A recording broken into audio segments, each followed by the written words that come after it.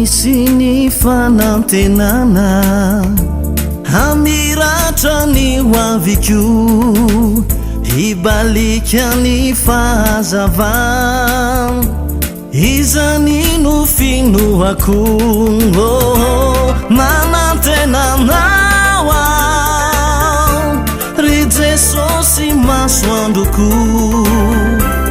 matokianao foana fiseho amiko ny voninahitra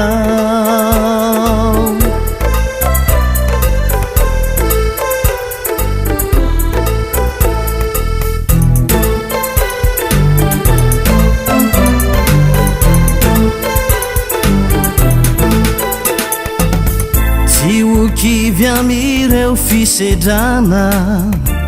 lay mahery ny azonay sitana lalantery tsy azoko ialana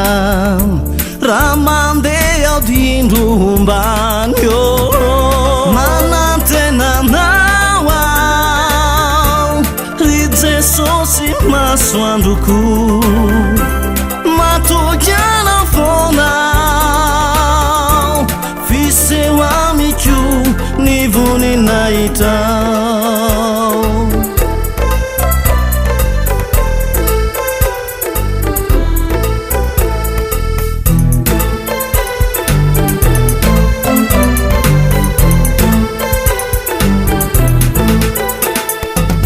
mbola tsisy izay nialamaina zay nandray ilay mofonay matoky azy ny fofanay sy saina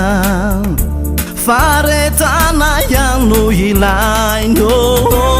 manantenanao